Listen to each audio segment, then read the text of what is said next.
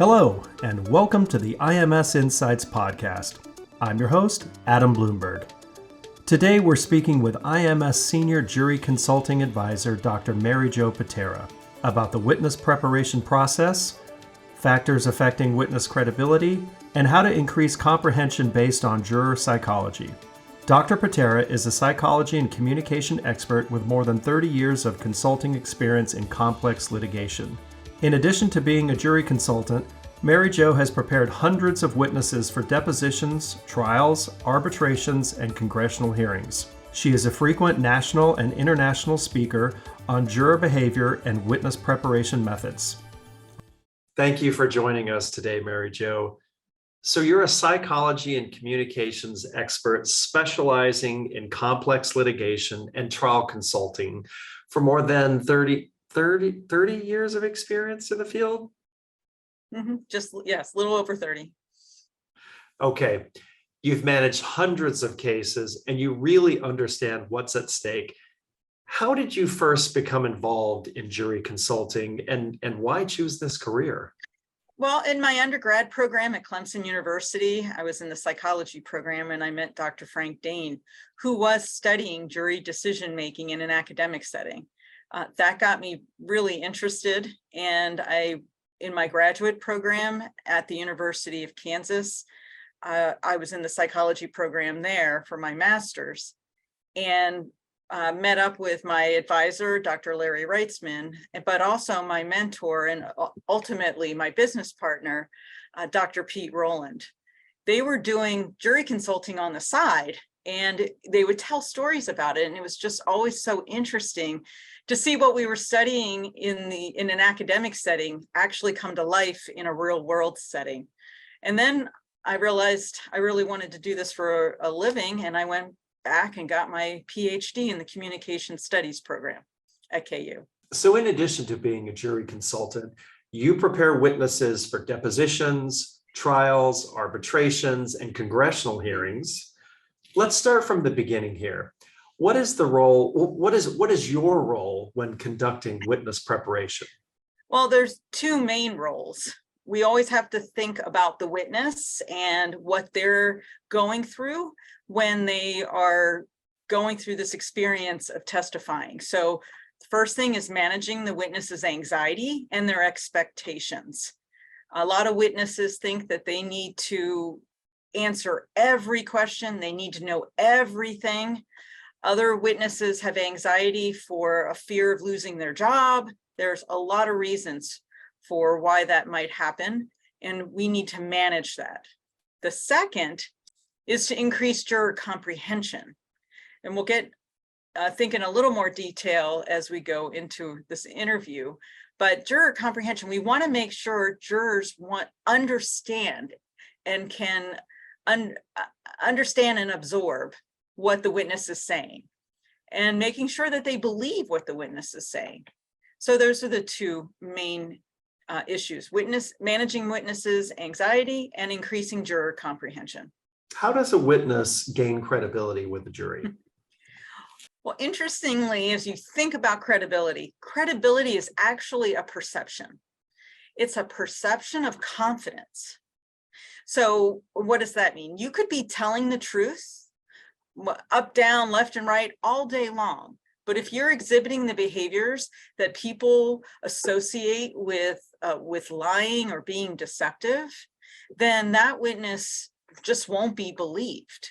So understanding what increases confidence and the behaviors that actually create that perception of confidence, and educating a witness to that will help increase their credibility. What are some common problems that adversely affect credibility? There's three main issues, top problems that I repeatedly hear.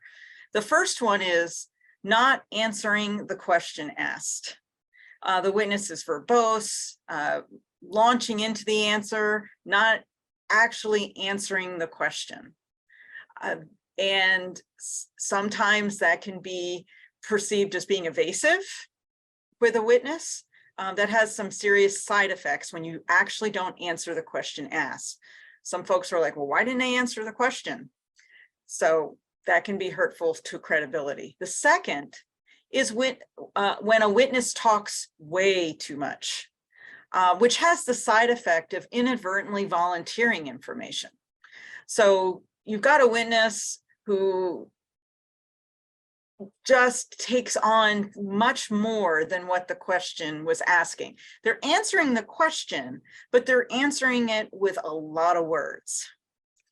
And third is when a witness engages in powerless speech. And this comes out of the communication literature.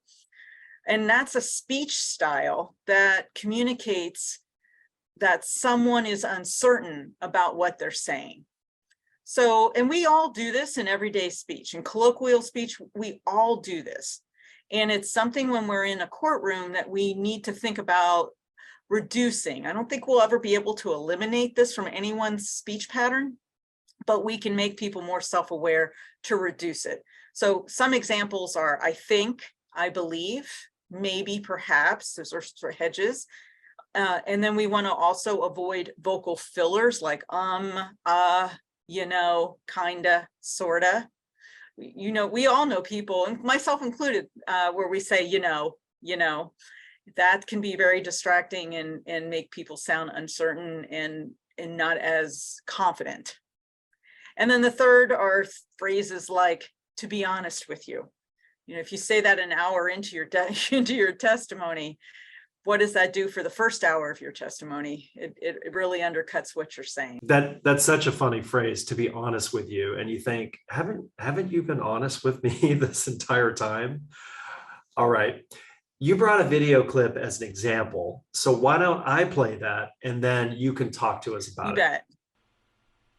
So, Dr. Abrams, do you think you're a good doctor? Yeah. So Adam, after seeing Dr. Abrams, do you think you want her to be your doctor? No way. Right? Right. You want your doctors to be confident. You want your doctor to think that, you know, they are a good doctor. What was interesting about that clip is that it was cut off pretty quickly, because what happened was she started to giggle right after. And I asked her, I said, well, help me understand why you gave me that answer. And what she told us was, it was so telling, and it really explained all of her behavior, why she was soft-spoken and uncertain about her answers, sounding uncertain. She said, well, I can't be a good doctor if I've been sued. Well, that explained everything. It was she had that dialogue going on in her head. And it was adversely impacting everything from her posture to her voice to the confidence she had about even thinking she was a good doctor. So we had to work with her to overcome that negative dialogue that was going through her head. And a lot of times these sessions can be a bit of a counseling session. She needed to have that catharsis moment, and we needed to work through it with her to explain that every lawsuit, especially in medical malpractice, they're a shotgun approach. They sue everyone. It has nothing to do with your skill level. So we had to work with her to sort of sit up straight and peacock out with her feathers to feel a little bit better. And over time, she wasn't like the next session, about 2 sessions later, the more she felt comfortable with the content and understood that she really didn't do anything wrong. You can see her confidence shine through. Are there other factors that decrease credibility? Sure. Well, we talked about some style of answering issues just now, and there's 2 others. There's nonverbal behavior and some verbal behavior. So let's tackle the nonverbal first. These are things like lack of eye contact. We all use lack of eye contact as a cue to determine if someone's being deceptive or not. You know, if you are looking down or looking off to the side, jurors are looking at that, because if you are telling the truth, you should be giving direct eye contact. Next is demeanor. So your posture matters. So, you know, sometimes, you know, witnesses who sit all the way back in their chair, they don't look like they want to be there. There's folks who hunch over, they look like they're not comfortable with their testimony. So you want to sit up and you want to have a comfortable posture, because it really, your posture communicates if you want to be there or not, or if you believe in what you're saying. Fidgety is the third one in that category. So if you're fidgeting, you're playing with a pen, your hair, other things like that, fidgety, talking with your hands a lot. I mean, I do, but you got to be careful about how much you do everything in moderation, of course. Then fidgety also makes people look nervous and like they assume that they're not comfortable with the truth. That's so interesting that somebody's body language can have an adverse effect on his or her credibility. What about the next category, verbal? So we want to watch our tone when we're talking, particularly expert witnesses, because experts can tend to, they want to have a sense of knowledge. They want to express their knowledge, but they want to be careful not to veer over to arrogant. It's a bit of a continuum. You want to be humble. There's humble on one side and there's arrogant on the other. And you want to find something in between. A humble confidence is what you want. And finding their inner teacher is very helpful. So you want to avoid having an aggressive tone, an arrogant tone, certainly never a condescending tone. And we never, ever want to be sarcastic.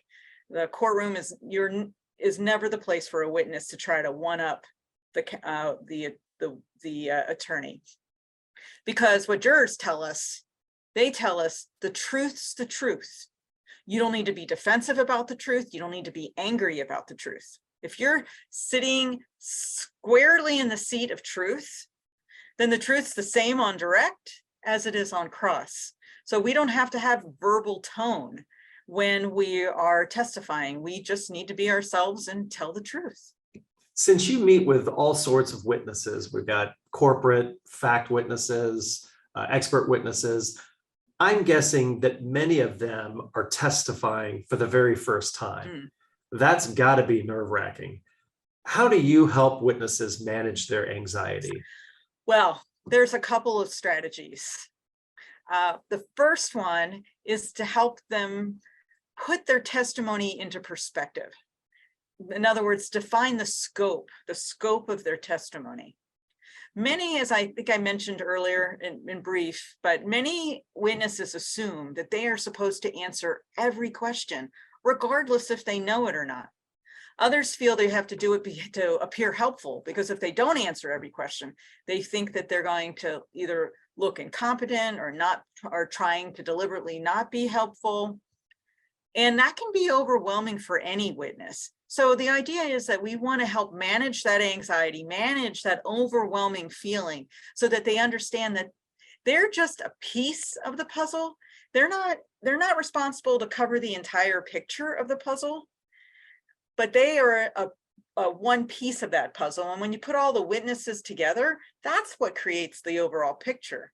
So they're responsible for their boundaries of their puzzle piece. That really helps manage a lot of the anxiety that they have, that overwhelming feeling. I'm sure being on the witness stand can create nervousness and anxiety really for anybody. It's nice to see that you take that into consideration when conducting witness prep. What's the second way you help witnesses manage their nerves? The second is to assess the psychology of the witness. So we're trying to figure out what's really going on in their head. So with Dr. Abrams that we saw a little while ago, you need to be a bit of a psychological detective. She didn't think she was a good doctor, and she had that dialogue in her head. I had another witness who didn't think he was qualified because he didn't have a master's degree like all his other colleagues at his manager level. And we had to work through that because that was being telegraphed. His insecurity about his qualifications was being telegraphed through his demeanor and his voice. So what is really going on, and what is creating that anxiety for a witness? And then the third way is just to ask them, what are your concerns? What concerns do you have? In other words, what are their deer in the headlight questions? Because if you can get over those concerns and make them feel comfortable with the answers to those really difficult questions, they're going to feel much more prepared and much more relaxed to be able to answer them, because they know they have an answer for that difficult question. Are there any other reasons to explore or to be aware of? Well, in terms of witnesses having anxiety, other reasons for anxiety, well, if they're afraid of losing their job, they're afraid of letting people down, they're afraid of making a mistake, afraid of looking incompetent. Those are all good reasons for a witness feeling having that high level of nervousness and anxiety, and trying to figure that out and asking them those questions helps them have that catharsis moment, and that gives you that opportunity to work through that. All right. Let's say you're starting from scratch with a witness. What's your process? Well, the first thing to remember is that people who are active participants in the process will be more engaged and take ownership of their testimony. So it's just like school. When you would study for a test, the more active you were in the learning process, some people would recopy their notes, some people recited out loud. Those folks did better on the tests because they were absorbing the information and taking ownership. It's the same lesson here for our witnesses. So how do you do that? Well, it's important to give the witness something to do, something active to do before your very first session. And I have 2 exercises that I ask counsel to pass along to the witness before they arrive. I playfully call that homework, witness homework for them to do. Now, this homework helps us know if the witness is engaged and on the same page as the attorneys on what that witness's puzzle piece actually is. So for instance, if the witness doesn't do their homework, well, that tells us we may have a difficult witness, someone who's not taking the process seriously, and that's going to take a lot of time. Or it could mean that a witness who has too much anxiety to even manage doing the homework. It's just overwhelming. They don't know how to handle addressing and actually completing the homework. So that's really helpful, and it gives us a baseline for the witness coming in. But it also tells the attorney if they do complete the homework, if the witness is aligned in understanding their particular role. We've been talking about how to get witnesses to feel comfortable within the environment, how to be credible, some tools with dealing with their anxieties. So now we've got them ready. Let's move on to their audience, the jury, and the psychology of the jury. How do their attention spans come into play when discussing credibility? Well, sure, we need to think of ourselves as humans and how all humans think, and our jurors in particular. And it's really important to remember and think about, how do jurors digest the testimony? How are they absorbing it? And there's 2 key factors that impact that process. First is short-term memory, and second is our attention spans. So first, with the short-term memory, is that we all have limited capacity to process information. I mean, that's why, if you think about it, why phone numbers are only a certain length, because we can only remember, the research has shown that we can only remember a certain length of a string of numbers. If it's too much, if it's longer than that, we have trouble remembering. So a lot of the PIN codes you have for your ATM, there's a reason those numbers are also a certain length. And it's similar to if you go to a party and you get introduced to 10 people, you'll tend to remember the first few names and maybe the last 2 names, but the folks in the middle, you don't remember any of those names. It's because we have a short-term memory, limited capacity to handle that information. And when we get overwhelmed, we just can't hold on to it, which takes us into attention span. So not only do we have a limited capacity to remember, we also don't want to spend a lot of time thinking about stuff. we're cognitive misers. We really don't want to spend time, and our attention span is super short. And our phones have been a real culprit in making that even worse, because when you're on your phone and you're waiting for a page to load and it doesn't load in like 2 seconds, we're on to something else. And so jurors aren't willing to wait for a very long answer. They want the answer up front and quick. So it's important taking these two things into consideration about what do jurors actually hear and what do they remember. And again, it's the primacy effect. They remember that first part and they kind of blur the stuff in the middle of a long answer, and they might remember some of the ending if it sounds like an ending. So given these issues, how do we help jurors here remember what the witness is saying? Well, the solution is keeping a witness's answer short and direct. So I have a 3-sentence rule, so no more than 3 sentences. And having short answers actually has 2 benefits.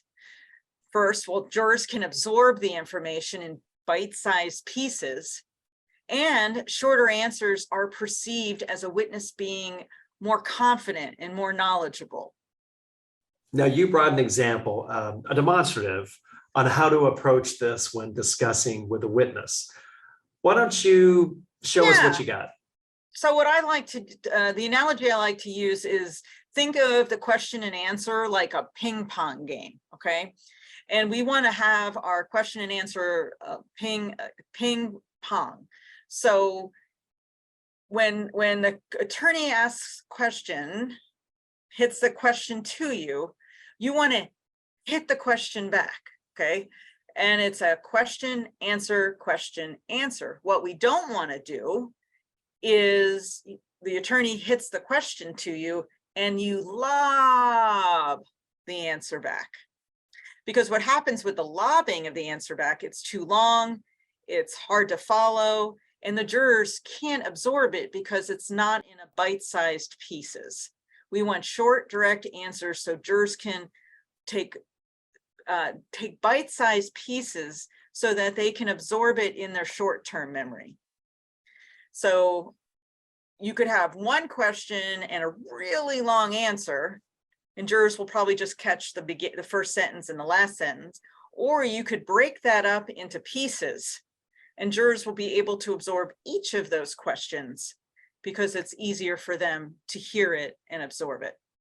What a fantastic explanation and visual. Thank you for that. Thank you to Dr. Mary Jo Patera for speaking with us today, and a special thanks to our listeners. IMS has delivered strategic litigation consulting and expert witness services to leading global law firms and Fortune 500 companies for more than 30 years in more than 40,000 cases. IMS consultants become an extension of your legal team, from pre-suit investigation services to discovery and then on to arbitration and trial. Please join us next time and subscribe to the IMS Insights podcast.